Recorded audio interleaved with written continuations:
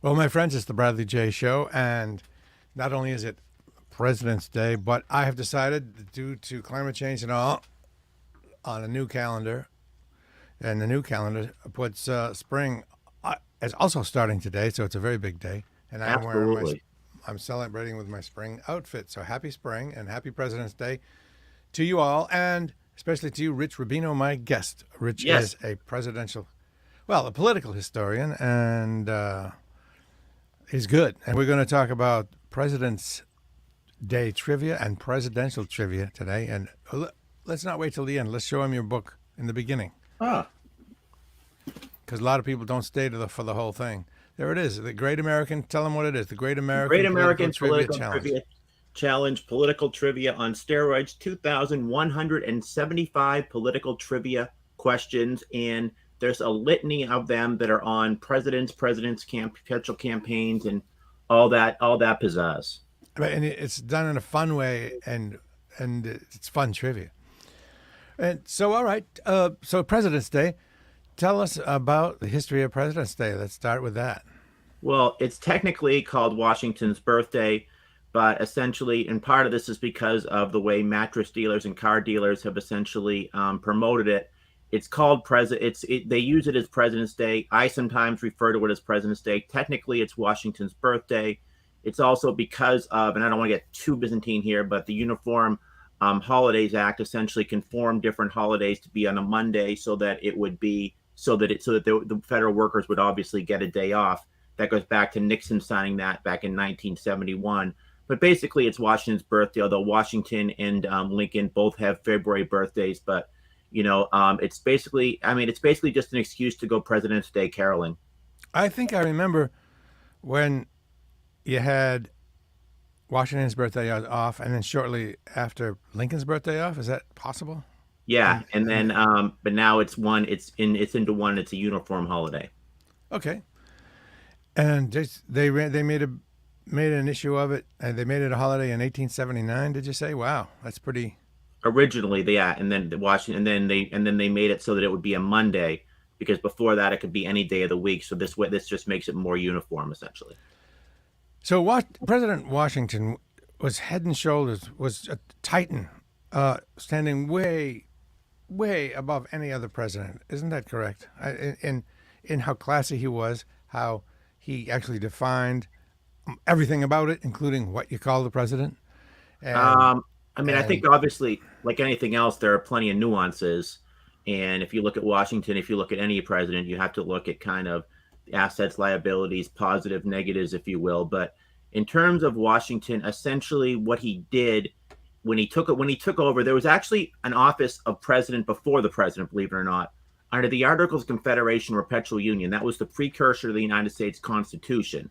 And basically, just for a very quick synopsis, the Articles of Confederation held an extremely limited federal government. The federal government had very little power, and we took us, and essentially there are many characteristics or traits, if you will, that came directly from the British government. One of them is almost living under a parliamentary system. There was essentially only the president was essentially an officer of the Congress. The Congress would actually elect a member of their body, the Continental Congress or the Congress Assembled. It was actually called the president of the Congress Assembled was the official term. So John Hanson was the first person elected president. He served for 1 year. He was a member of the body. And actually, after the first week or so, he said, "I really don't want to do this." He said, "I have too many other responsibilities," but no one else would step up to the plate, if you will. So John Hanson basically was there for a year, and he actually was the first person he declared an official Thanksgiving Day. He declared he established the National Treasury Department, the Presidential Seal. But basically, what he was almost like a moderator, almost like the Speaker of the House, standing up there saying, "I now recognize the gentleman from Delaware." And so it was very much a ceremonial role. And that was essentially the presidency under the Articles. In 1787, that summer in Philadelphia, the only purpose of it was to amend the Articles. But essentially, what came out of it was a completely new document. They completely changed it, completely transmogrified it, and you got the United States Constitution. Now, at the time, you had the Federalists who supported the Constitution, wanted it to be ratified, created a larger federal government, a larger role for the federal government. And contrary-wise, on the other side of that, were the anti-federalists who essentially thought that, as Patrick Henry said, the new document would squint toward monarchy. He thought it was too monarchical. It gave too much power to the federal government. So essentially, it was ratified. The states ratified it, and then George Washington was the first president under the United States Constitution. So what precedents did he set? The first thing is, and this was the original presidency and the conception of the presidency, he only vetoed legislation he viewed constitutionally impermissible. So, in other words, he didn't view himself as almost a public figure, as an orator, as someone who would use the bully pulpit, as Theodore Roosevelt referred to it as to promote programs. He didn't go around the country. He basically said, "I'm going to support." He basically said, "My only job is it constitutional? Is it not constitutional?" And that was part of it. He served 2 terms, and at the end of his second term, he warned about the baleful existence of political parties. He didn't like the concept of political parties. But as always happens, political parties effectuate. And during his administration, John Adams, who was the vice president, and Alexander Hamilton, the Treasury Secretary, helped us formulate what essentially became the Federalist Party, which was essentially a coterie of Americans who wanted a larger role, a more all-encompassing role for the federal government. And Thomas Jefferson, as Secretary of State, helped form the Democratic Republican Party, which is more libertarian in nature, wanted a smaller federal government, a smaller military, a agrarian republic. And that's where essentially political parties came from. But that was basically his precedent. Was he decided he'd only stay 2 terms, then he'd leave and go back to Virginia. And most presidents continued that tradition that were 2-term presidents of not running for a 3rd term. But Ulysses S. Grant breaks the precedent in 1880, and then Franklin Roosevelt tries to run and loses, and then Franklin Roosevelt eventually breaks the precedent again and serves 3 terms, was elected to a 4th term, and of course died the first year of his 4th term in office, and Harry Truman succeeded him. The 22nd Amendment comes along, and since then you can only serve 2 consecutive terms. So that's essentially it in a nutshell. Here's a question you might not know the answer to, but you might. At that time, did folks, as they were arguing and they were debating, have an English, what we would consider an English accent at the time? Had they Yes, lost that? They did still? I believe they did, and I believe that also, I believe they did, and many were also considered, at least when they were born, British citizens. So by that I mean, essentially, we were at the colonies. That's why in the articles they essentially still had, and that's a good question about the accent. I don't know exactly. I'm pretty sure, though, that they did have some form of an accent. Martin Van Buren, though, was actually the first president born in the United States. Now, what do I mean by that? I mean, when he was born, the United States were no longer simply colonies of Great Britain. And interestingly, he didn't speak. He was also the first president to not speak English growing up. His first language was Dutch. He was born in Kinderhook, New York, and in Kinderhook, New York, they essentially spoke Dutch. So this was 1837 that he became president, and he was the first president who was actually born, that is, a United States citizen. Wow. And this is not related, but I wonder how the New England accent came to be. New England was, except for Jamestown, really where things started brewing first. They must have. I wonder where this accent that we have now. How did it happen? I don't expect you to know the answer to that one, but it's a curious thing. It is a great question, and also how, and then of the New England accent, there are so many different variations of a New England accent. Why do people in down east Maine, for example, have one sort of an accent, and then somebody in South Boston, for example, has a very kind of colloquial southern Boston accent? Why do people in different towns in Massachusetts? Why would someone in a rural community be different than an urban community? And then you can keep going down the line. It's like the cookie cutter effect. Okay. Now go ahead and get us back on track. We were talking about the history of presidents early on. You can pick it up wherever you like, either presidents or President's Day. Yeah. Well, I'll tell you about the power of the presidency. So Washington and Adams began the process of delivering a State of the Union address. The Constitution, all it says is the president shall essentially present information to the Congress from time to time, but it doesn't have to be oral. It can be written. Jefferson comes in 1801, and part of it was called the Revolution of 1800 because it was really an ideological struggle, if you will. between the incumbent president, John Adams, who wanted a more expansive federal government, and Thomas Jefferson, who wanted government to be, especially the federal government, to be a limited purpose entity. And he also did not like the idea of the president being monarchical. This was the anti-federalist gene in him, if you will. And he decided the president was not going to deliver the State of the Union in person. And interestingly, he also believed that Congress should essentially have more power, be omnipotent, and the president should almost be subservient to the United States Congress. That was his general belief. And most presidents continued this all the way until Andrew Jackson comes in, elected in 1828. He comes in and he wants essentially the president to be what he called the people's tribune, the tribune of the people, essentially. He wanted the president not necessarily just to represent Congress, not just to be a constitutional representative. He wanted the person to actually be a populist. And Andrew Jackson was the first president that did not come from a patrician background. He came from very much a working class Scots-Irish background. When he came in, he's inaugurated in 1829. Many working class people actually came to the nation's capital. They tried to go into what was called the Executive Mansion at the time. It's now called the White House. And they were outside. They had rum punch. They had to literally bring Andrew Jackson to a hotel that day because they were afraid for his own safety. And then he came back the next day. But he was very much a populist. And when he was president, he changed the vetoing. And he said, "I'm going to veto legislation I don't personally agree with."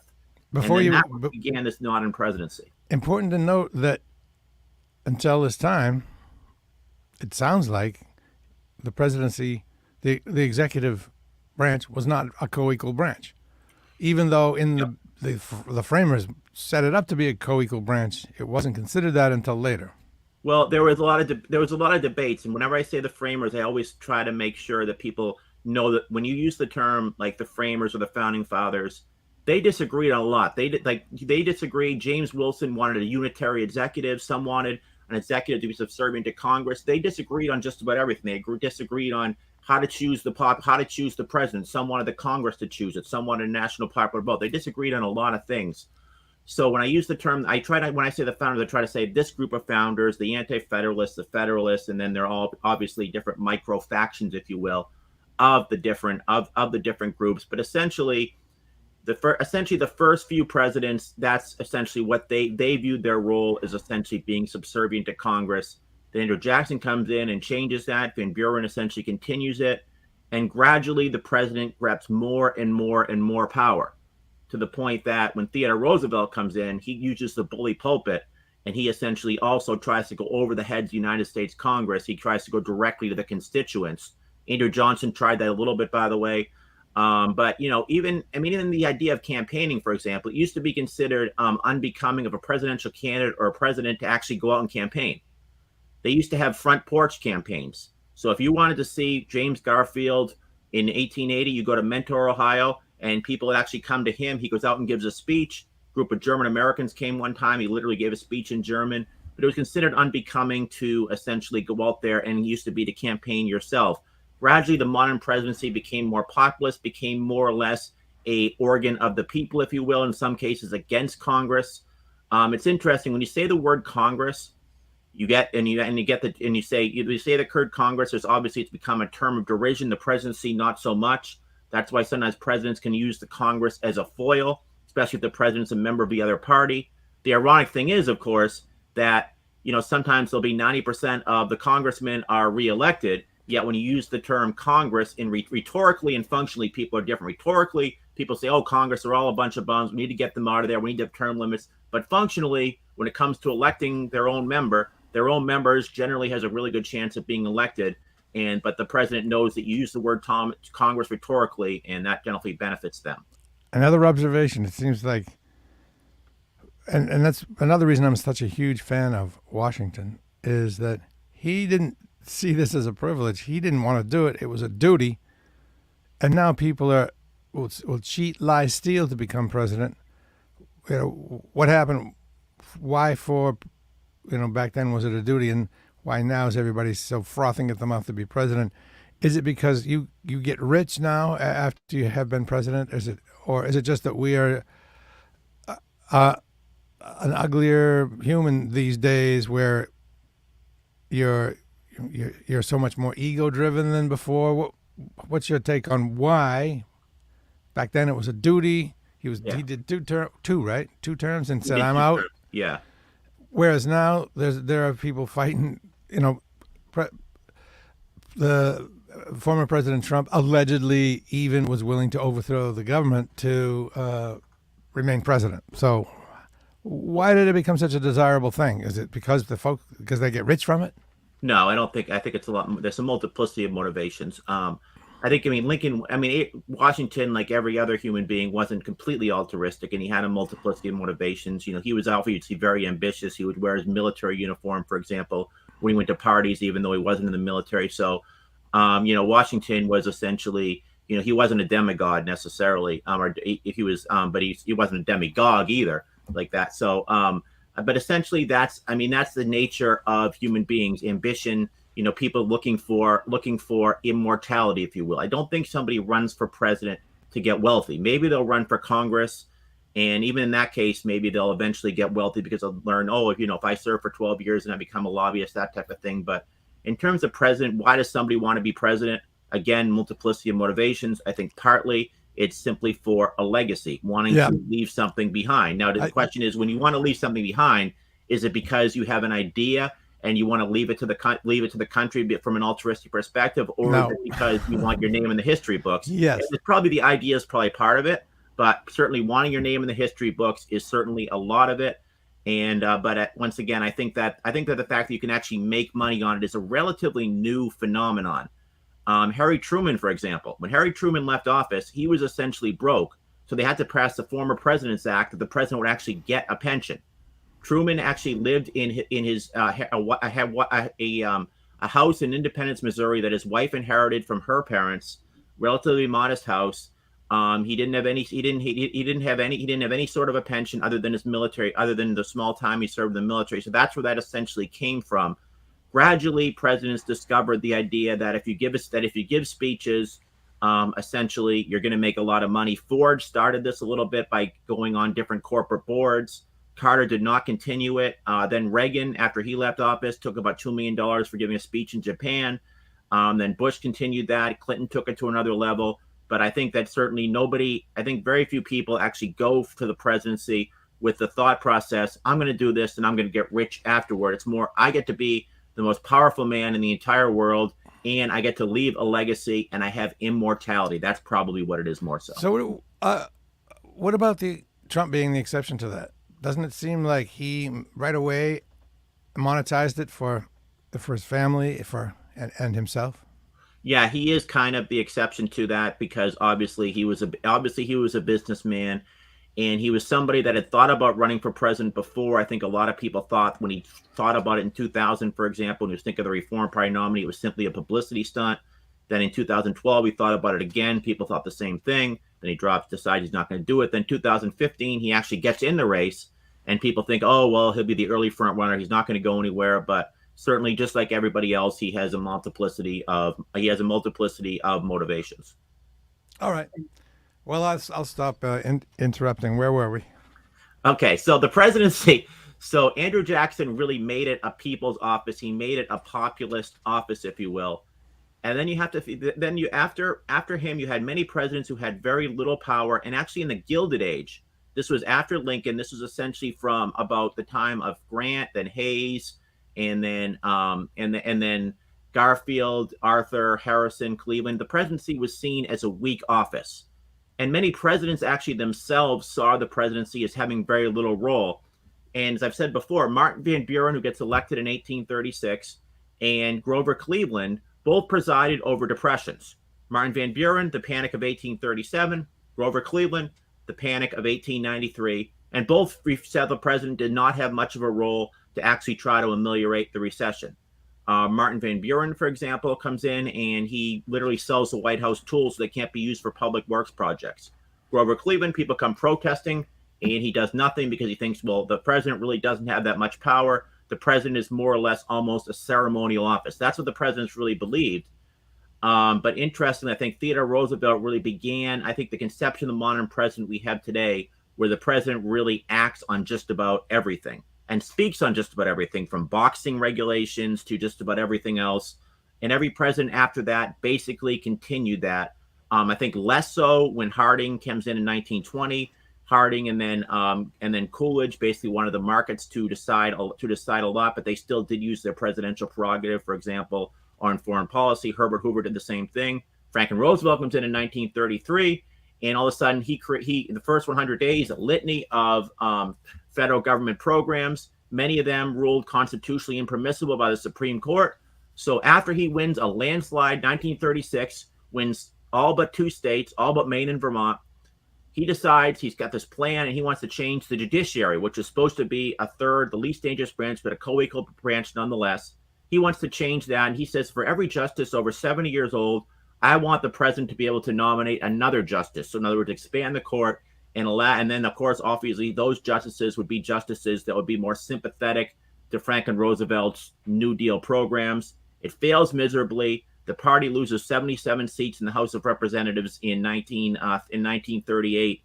But that really he could really continue kind of the expansion of the presidency. And then you saw it. I think Truman, Eisenhower, and Kennedy. They're kind of gradual expansions. And Eisenhower and Kennedy's case, not quite as much. Eisenhower actually had a very limited legislative program. His presidency was known as a hidden hand POTUS, a hidden hand presidency. Essentially, he wasn't. Officially, he had a very modest program, but he was very much doing a lot behind the scenes to try to get legislation passed. Then Lyndon Johnson comes in. Lyndon Johnson comes in 1963, and he wants to do essentially what Franklin Roosevelt did. He wants to create a great society. So he does the exact same thing, and what he has that Roosevelt had as well is an overwhelmingly Democratic Congress. The problem is he has an overwhelmingly Democratic Congress, which means he has Southern conservatives who are not very sympathetic to many of his legislative programs, and you have many conservative Democrats at that time. But you also have Vietnam. And Vietnam, Johnson comes in with almost ecumenical job approval rating. He leaves, he starts about 38%. He almost loses the New Hampshire primary, drops out of the race. Nixon comes in, relatively popular, 68% job approval, wins 49 states in 1972. Only Massachusetts and District of Columbia did he lose. Then Watergate essentially envelopes the rest of his presidency. He's forced to resign. Then the Church Committee, Frank Church, a senator from Idaho, discovers that the CIA was basically involved in all different coups d'etats in Iran in 53, in Guatemala in 54. So as a result, the federal government generally, and the president specifically, is at its low watermark right at this time period. When Ford comes in, the presidency is its very low watermark. Then Gerald Ford comes in. He's got the first few days, he's got a 70% job approval rating. He pardons Richard Nixon, drops down to 48%, and he never recovers and never wins his own term. But he actually warned in 76 about the diminution of the powers of the presidency. And it's true. The presidency at that time was really kind of at the low watermark, and it's never really quite recovered because people no longer looked at presidents as kind of their tribune or kind of their leaders, if you will. They looked at them as people who would make bad decisions in the case of Johnson in Vietnam, or also Kennedy in Vietnam, but Kennedy obviously didn't live long enough to take some of the derision, and Nixon certainly corruption because of Watergate. Yes. So Ford had to know that he would pay the price politically for pardoning Nixon. Why did he do it? Is it because you think he made a deal up front? I don't think so. No, I think that. So here's his justification for it. His justification was essentially, I become president and 25% of my time is spent on one man, Richard Nixon. What do I do with Richard Nixon's tapes? What do I do with Richard Nixon here? What do I do with him there? Do I appoint a prosecutor? His basic thought process was, we need to get this off the table. And in order for Watergate to get off the table, essentially, we have to pardon Richard Nixon and essentially allow him to live out his days at San Clemente. Now, the problem was that there were other people, underlings of Richard Nixon, like G. Gordon Liddy, who actually ended up going to the penitentiary for being part of the Watergate scandal. So that was certainly part of it. I think that at the time, most Democrats were very much against it. Interestingly, former Vice President Hubert Humphrey, who ran against Nixon in 68, actually said it was the right thing to do at the time to pardon Nixon. Historically, folks like Ted Kennedy have said that they believe it was the right thing to do. Ford actually won a medal from the Kennedy family, for example, for this. But at the time, It was relatively unpopular, and he lost, 22 points. But I don't think that Nixon and Ford actually sat there and that they made some sort of a deal that Okay, Nixon would. it's probably good for the country, bad for Ford. And back to uh, a question popped into my mind when you were talking about Johnson. How did a state like Texas produce a great society person like Johnson? And has Texas changed since then? Oh yes. Well, fascinating. It's interesting about Johnson's personal trajectory. So when he first gets elected, he was a member. He was a an aide to Congressman Richard Clegg. Clegg didn't do much. Didn't do much in his office. So Johnson basically ran the office. Then he becomes a member of Congress. And his district, he's actually relatively liberal district, a New Deal district. He basically alligated himself, tied himself to Franklin Roosevelt in that district.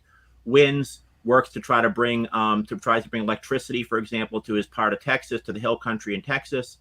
Then he runs for Senate in Texas. And when you run for Senate in Texas, you're not running for this very liberal constituency. You're running for the entire state of Texas. Texas is a conservative state. He moves to the right and runs as a moderate. The first time along, he barely loses. This was a special election. Then he goes back to stays in the House. Then in 1948, he runs again for a Senate seat. And again, he essentially runs to the right. He's in the Senate. He's basically a moderate between the conservatives like Richard Russell, James Eastland on the right, and folks like Hubert Humphrey and George McGovern on the left. So he was basically kind of a conduit between both of them. It was Texas, but is Texas really the South? Is it the West? He was basically a moderate. He got the Civil Rights Act through in 1957, actually, that Dwight Eisenhower signed. And then in 1960, John F. Kennedy garners the Democratic nomination. He beats Hubert Humphrey in the primaries. Then he beats Johnson at the convention.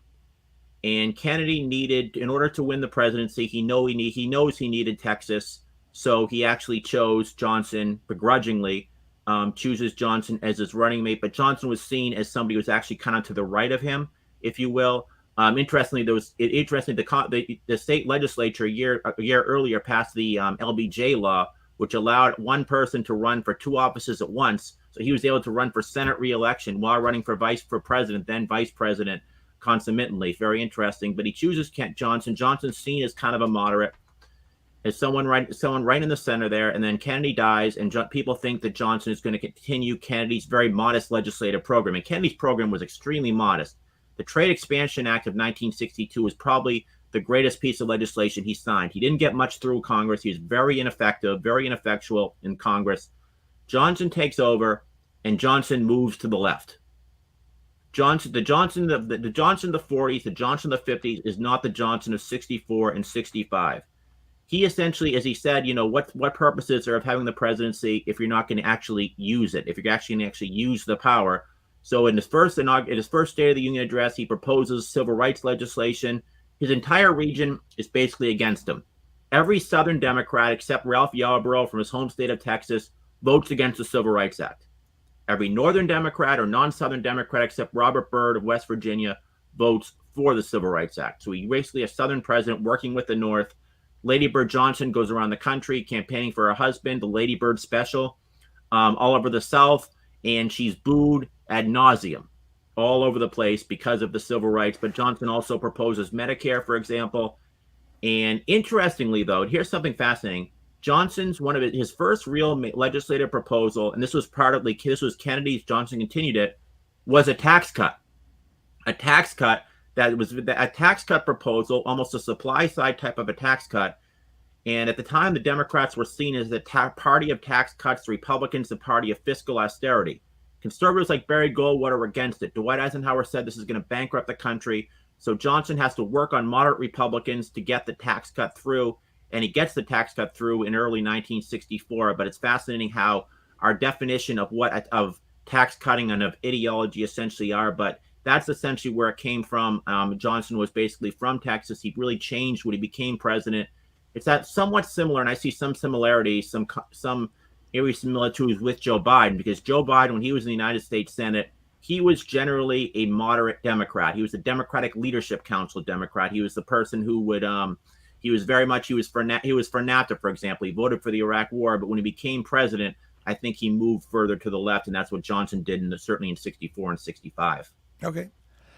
May I ask another presidential question. And that is, we had President Trump, who was an outsider, and it was thought that we'll get an outsider, it'll be better.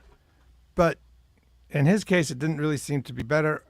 But what are your thoughts on outsider versus insider with this additional information? And that is, folks say we need a businessman, but I would add to that and say you need a good businessman, one that is good at hiring and delegating and getting the best and the brightest and listening to them, versus what President Trump did. He did not do that.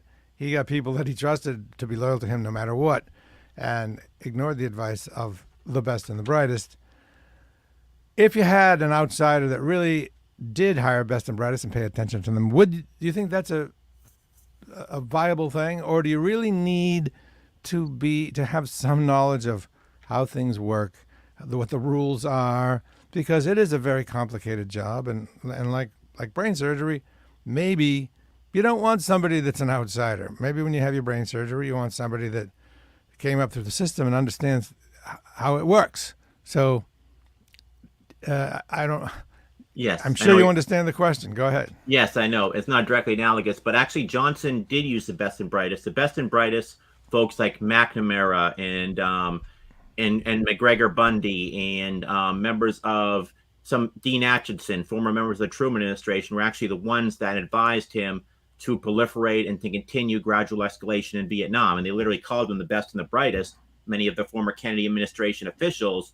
And I think they kind of failed them. So you don't always have to look at people who are, just because somebody has it's like Sam Rayburn, for example, the Speaker of the House. When President Johnson comes into presidency, Johnson says, look at how smart these smart people are. And Sam Rayburn says, yeah, but I wish one of them would be elected sheriff, because essentially they're intellectuals, if you will, but they're not necessarily, they're people who are very contemplative, but they're not calculative. They don't know how to get from point A to point B. They just have these ideas, in these ivory towers. That's best and brightest. It's important to how you define best and brightest. Like people who come from academia who have a history of not being good at governing. Or business, too. Robert McNamara came from business. Yeah. Okay. Now, so, in terms, though, of, it's interesting because we always hear this. You always hear, I'm a non-politician. You hear this ad nauseum. Politics is the only field I can think of where education and experience are a liability. Yeah. When was the last time you heard somebody running for office say, I have a PhD from Harvard? Or I've been in politics. You know what? I've been in Congress for 34 years. That's why I want to go to the United States Senate. No, DeSantis went to Harvard, right? He doesn't talk about that much. Oh, no, and he won't. It's going to be something that people will bring up. And as soon as they bring it up, he's going to essentially deflect. I think of Mitt Romney, for example. Mitt Romney did go to Harvard. He got a law degree and a business degree. But he essentially would sometimes make fun of Barack Obama, saying that his foreign policy, looks like something to get rid of the Harvard faculty lounge. When he changed his views on abortion, for example, when he was governor, he met with a professor at Harvard who was talking about stem cell research. And the story is the professor looked and essentially said, well, these are just stem cells. We discard them. And that's when Romney kind of changed his views on abortion. But essentially, this was a political masterstroke, because here's the way I think he was looking at it, because I know somebody that knows kind of what happened in the conversation, and said that Romney basically just kind of listened to the conversation. It wasn't anything really that he presented publicly. But on the one hand, he gets to change his views on abortion, and certainly, and running for president in Massachusetts, running for president in a Republican primary, you have to oppose abortion rights. But on the other side, if this guy comes after him and says, well, Mitt Romney's a phony, this isn't what really happened, all of a sudden Mitt Romney has a fight on his hands with Harvard. And there's nothing that benefits a Republican more than taking on Harvard. George H.W. Bush used to talk about Michael Dukakis's foreign policy and domestic policy coming out of the Harvard boutique. Mm-hmm. George H.W. Bush, who was an alumni of Phillips Academy in Andover, Massachusetts, and went to Yale. But you take on Ivy League institutions. You're right. If you want a brain surgeon and the brain surgeon says, well, I never actually went to medical school, I'm an outsider, people aren't going to want that. You say, I'm not part of this brain surgeon culture. You need a non-brain surgeon to take care of the brain surgery. But for some reason in politics, we also don't like experience. Think about, as soon as someone's been there for a long period of time, for example, here's a great example. Tom Foley was Speaker of the House. 1994, He's running for Congress. Partly he loses to George Nethercutt because George Nethercutt says, you've been in there for too long. He says, we need term limits. And of course, George Nethercutt ends up getting elected. He's a freshman. People don't realize how little power he actually has. He serves. He said, I'm only going to serve for 3 2-year terms, and then I'm going to get out of there. So he serves for those terms, and then 2000 comes along. What does George Nethercutt do? He says, well, I've learned that I'm essentially against term limits. You know what? I'm going to serve another term. And he runs for re-election, even though he had run on essentially the fact that Tom Foley had been in there for too long. But you know what? The politicians that are in there the longest are generally the ones that are the most effective, and sometimes the ones who don't, as soon as they get in there, start running for president. The ones who run for president essentially are the ones that are just trying to show horses sometimes. The workhorses can be the ones who get on the appropriations committee, can actually be spoilsmen, bring spoils to their states and districts respectively. Is there some corruption involved? Probably. But are they effective at the end of the day? Are they effective at bringing things to their states, bringing largesse to the states? If they've been in there for a long period of time, usually they can point to a list of accomplishments, stuff that they got in appropriations bills, for example, that they come to their states and to their districts. But it's a fascinating phenomenon, though. All right, a question that I'll rephrase a little bit. Joe, I think, is asking, do you think in the future people will use President Trump's time as a model of what to be or a model of what not to be? And how might his time affect future presidents? Yes, it's going to be both, essentially. And I don't know 50 years from now, but I'll say right now, he changed the trajectory of what it is to be a conservative. No longer is a conservative a libertarian, Ayn Rand devotee who just wants to limit government. A conservative now is actually somebody, sometimes, in some cases, who wants to expand government, who says, I'm not going to touch Social Security. I'm not going to touch your Medicare. I'm not going to touch your Medicaid. It's someone who does not only appeal to wealthy Americans, it's someone who appeals to sometimes destitute, sometimes people who are the victims of globalization, for example, people who were very much opposed to free trade, but who have very limited incomes, but also are very socially conservative, very much against illegal immigration, sometimes very much non-interventionist on foreign policy, sometimes on trade, very much economic nationalists, if you will. But on terms of issues, when you bring up issues like social issues, they're generally very conservative, and he changed the trajectory in that respect. But there's also going to be somebody who wants to go back. You have the status quo and the status quo ante. The status quo is where the Republican Party is right now. The status quo ante is where the Republican Party was before Donald Trump decided to register as a Republican. And there's going to be somebody who's going to come on and say, we need to go back to that Republican version. And that's going to be the tussle. That's going to be the internecine warfare. I think in the next few elections, just when Trump exits stage right of the political scene, you're going to have a Trump-type Republican, and then you're going to have somebody who's more of what used to be an establishment Republican who says, let's go back essentially to where we were between Eisenhower and Bush. So you've told me this before, but I always like to be reminded of it. Who out there is a socially conservative, but yet let's keep Social Security and Medicare, let's anti-NAFTA, but really, kind of Republican, yet keep, leave Social Security and Medicare alone? Who's that? Is that Hogan?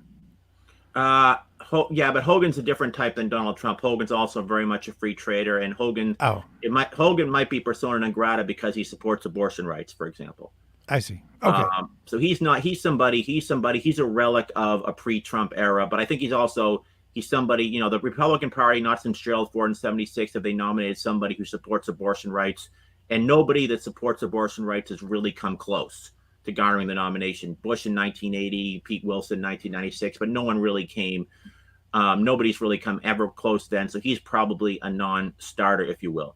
So who essentially holds Trump's ideology without being Donald Trump? Well, not Mike Pence. Mike Pence has suggested restructuring Social Security. So that basically says that he's part of the Republican Party prior to Donald Trump. I think of someone like Mike Huckabee, the former governor of Arkansas, is someone who's very much is very similar to Donald Trump along those lines. When Newt Gingrich was Speaker of the House, I would say Newt Gingrich, but when Newt Gingrich was Speaker of the House, one of the first things he proposed was to curtail the growth of Social Security and the growth of Medicare. So he's certainly not one of them. So Donald Trump really has this kind of sui generis brand, if you will. But other Republicans are going to try to go to where he is. And I do not see a scenario other than Mike Pence where you see a major Republican presidential candidate. First of all, no one's going to say, I want to eliminate Social Security, or I want to limit Social Security. Maybe what you'll see, maybe the Libertarian Party is more the party it's very much ideologically rarefied, ideologically pure, if you will. They're the ones that are going to say, we want to privatize it. But they're not going to get anywhere. So in the Republican Party, it's essentially off the table. And I think any Republicans, when it comes to these issues, what most Republicans are going to do is they're essentially going to ignore when you bring questions about Social Security, and they're going to go on and they're going to talk about something else. And Democrats are going to continue to say, well, if Republicans get in, then they're going to cut Social Security. And the fact that Rick Scott, the former chairman of the Republican Congressional Campaign Committee, senator from Florida, up for re-election himself in 2024, essentially did a blueprint for the Republican Party, and in his plan was that every 5 years all federal programs would be sunsetted. So that's something that really is advantageous to Joe Biden and to the Democrats and to future Democrats. Related to that, do you think it was a smart strategic move or tactical move to paint the Republicans, Joe Biden in the State of the Union, paint them as wanting to get rid of Social Security? Yes. It's easy to do because there are a few who have spoken about it, and he painted them all with that brush. That was a rare smart thing by the Democrats, right? Oh, well, usually the Democrats can't get out of their own way when it comes to those dirty tricks, and this time though it kind of was effective. Well, this is one of the few things. It used to be during the Cold War, the one thing that would unify all forms of Republicans was essentially that the Soviet Union needed to go to the Aspen of history. They were all against communism. What unifies the Democrats from the most conservative blue dog to the most liberal member of the Progressive Caucus today is you do not touch Social Security. You do not touch Medicare. So Bill Clinton in 1994, after Newt Gingrich wins the Republicans win 54 seats in the United States House of Representatives, first time they take over the House in 40 years. So how does Clinton essentially come back from that? Well, partly by painting Newt Gingrich and the Speaker of the House as people who want to cut Social Security. So Newt Gingrich comes in, the contract with America, and part of it is the idea that you want to partially privatize Social Security. Now, you have Dick Armey, Don DeLay, the Republican hierarchy, all their fiefdoms talking about saying essentially, well, we just want to cut the growth of the programs. We're not actually cutting the programs, so the programs are going to expand. We want to cut the growth of the programs. But when it comes from a real purpose in terms of what affects human beings, they don't care whether it's the growth of programs or whether it's the program. Yeah, those nuances are lost. You're going to cut the programs. So Bill Clinton comes in. He says there's a budget. There's a budget, a showdown, and essentially almost a partial shutdown actually happened between the president and Newt Gingrich, and the president was able to go from essentially anemic job approval ratings to winning almost a landslide in 1996, part by painting Dole Gingrich and saying they want to cut Social Security. And then George W. Bush in 2005 actually goes around the country and talks about his own idea to partially privatize it.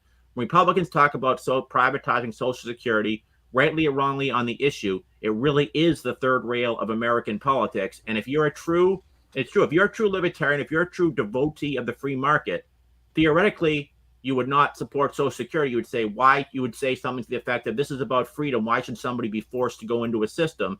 The problem is, rhetorically, Americans want less government. When you say less government, people say yes. It's like when people say, do you want term limits? People say yes, but then they vote their own member in. But functionally, you say, okay, you want less government.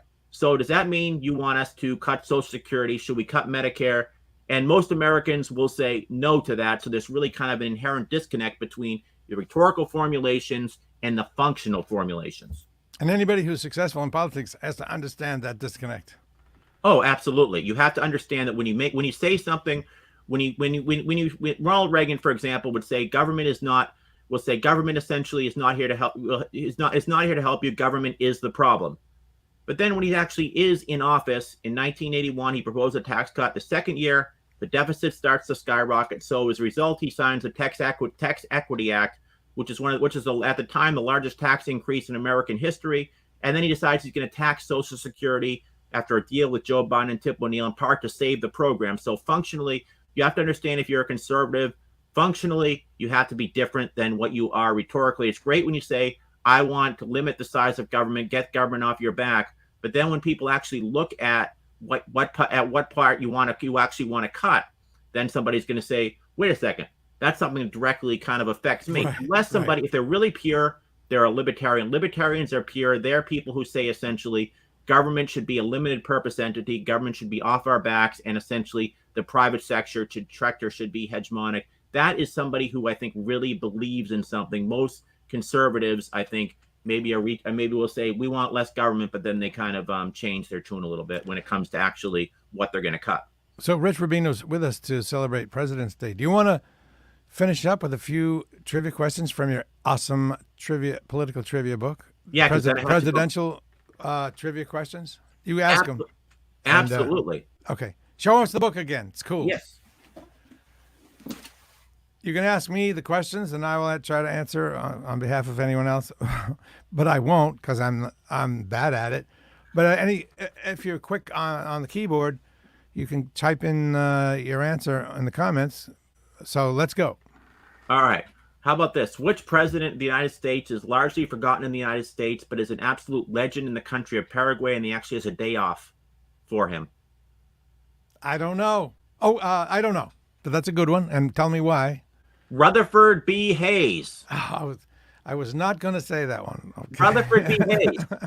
And here's why. Okay. Because back then, he was president from 1877 to 1881, respectively. And back then, there was no League of Nations, no United Nations. So accordingly, our countries would somehow go to the United States and say, why don't you negotiate a treaty if they had some sort of an issue? And we'd use our good offices. So Argentina and Paraguay come to Rutherford B. Hayes and say, please negotiate this treaty. Hayes delegates it to William Everett as Secretary of State. Everett says, Paraguay, you get 60% of the land that you currently have now in the Chaco territory. So 60% of Paraguay is because of this deal William Everett's made. So consequently, in Paraguay, his birthday is a national holiday. They have a villa named after him. They have a soccer team named after him. It's called Villa Hayes, by the way. And there was and they have a scholarship actually where students get to go to Kenyon College in Ohio. And interestingly, Rutherford B. Hayes, there was a young lady who spent 2 years in a coma, and a television station said, what can we do once you get out, when you're out of this coma? What gift can we give you? She said, I want to go to Fremont, Ohio to visit the Rutherford B. Hayes Presidential Library and Museum. Wow. Now, interestingly, if you go to Rutherford B. Hayes's birthplace, there's now a BP gas station. And right next to it is a small plaque saying this is where Rutherford B. Hayes was born, because his house was actually torn down back in 1925. And did you know where Rutherford B. Hayes was actually born? Nope. Delaware. I didn't know that. The only president born in Delaware. Delaware, Ohio. Okay. I see. Tricky. All right. Give me another one.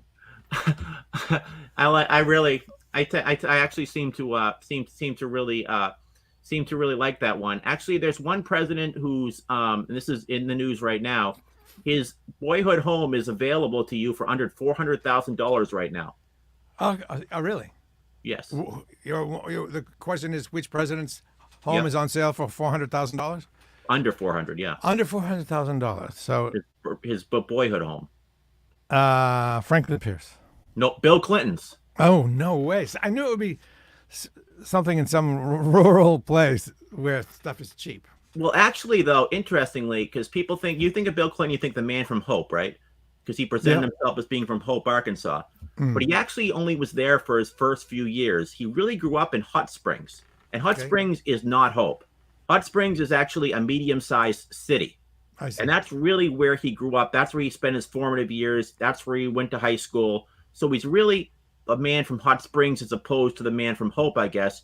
But when it comes down to it, Hope springs eternal. I get it. So these presidents like to paint themselves as from the most sad, downtrodden, butcher hauler kind of place they can find, and in Clinton's case, it was Hope. But of course, it was true. It was absolutely true that he was from Hope. Yeah. Where he grew up was really in Hot Springs. Interestingly, by the way, because I know President Carter's in the news a lot now, this is something that's interesting. Back in 1974, Carter, when he was governor of Georgia, was recruiting Democrats to run for Congress. So they would meet with him. He'd go to different states and he'd meet with him at hotels, even a hotel in Little Rock. And there was a guy named Bill Clinton who was running for a congressional seat there. And he sits there for about an hour. Jimmy Carter's all by himself, and the guy never shows up. Then someone comes in, looks like a 27-year-old, bushy hair, and he thinks he's some sort of an aide, and he says, "Where in the devil is this William Clinton?" And the guy looks at him and says, "I'm William Clinton." Huh. Is that when was he running against Jim Guy Tucker? No, good memory though. Good memory. No, this was the first time he ran. It was actually against Neil Hammersmith. This was in a congressional district that goes all the way. It's Northwest Arkansas, and Northwest Arkansas was always, the state was extremely Democrat, except for that part of the state. That was the conservative part of the state. Now that year was a perfect storm against the Republicans because this was right after Watergate. So consequently, all over the country, Democrats were portraying their Republican opponents, saying they're essentially just like Richard Nixon, who left with a 24% job approval rating. And Hammersmith was one of Nixon's most loyal lieutenants. And Nixon had campaigned for him back in 1966 when he was running for Congress, for example. So Clinton came very close that year to actually beating him. Less than 1,000 votes. He actually came, this 28-year-old professor from the University of Arkansas at Fayetteville, came very close to that. But what it did do, it gave him a lot of name recognition. Consequently, 2 years later, 1976, he runs for Attorney General, wins. Then 1978, he runs for governor and wins. And that's the year that he hires Dick Morris, and Dick Morris and him not only work on his own campaign, but work on David Pryor's campaign, who's running for the United States Senate seat, who was the incumbent governor running for a Senate seat against a guy named Jim Guy Tucker, because Jim Guy Tucker was the guy they feared would eventually become his main opponent. And by 1982, the two actually did have a tete-a-tete. Okay. Can we get one more trivia question before we wrap it up? I think they're fun. Yes, absolutely. This is actually something I think is fascinating. It goes more to a vice president, but I think this is something you like. Which presidential candidate, in endorsing he endorsed the party's presidential nominee finally, and this is what he said. He says, "I've agreed to support Vice President Hubert Humphrey for president, and I ask that my supporters suffer with me." I give up. Eugene McCarthy. Oh. 1968, Eugene McCarthy campaigns, wins primaries. Then Hubert Humphrey, because he has the support of the delegates at the convention, today we'd call them superdelegates, lands up garnering the nomination. McCarthy's people are distraught. Many of them won't even show up to vote. They think, why did Hubert Humphrey get the nomination? But Eugene McCarthy, finally, the Humphrey campaign gets Eugene McCarthy to endorse him. And that's what he says.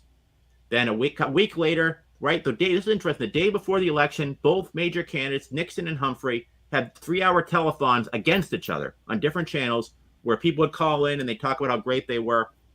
And Humphrey actually did get McCarthy to call up, and McCarthy called up and said, yes, I full-throated endorse Hubert Humphrey for president, but it was probably too late. And I think and the interesting part of this, I'll say one more thing. This is where it comes to the president.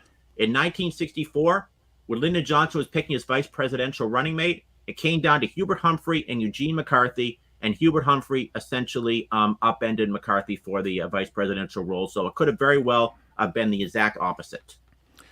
Always a pleasure, Rich Rubino. Can you hold up your book again? Yes. The presidential trivia book. I think this stuff is so much fun, and this book has got multi-thousand trivia questions in it. The Great American Political Trivia Challenge, political trivia on steroids, right? That's it. Okay, I've memorized that rather lengthy title. Good. And folks, if you want to meet up, I have an appearance in a week at City Winery. There's a David Crosby.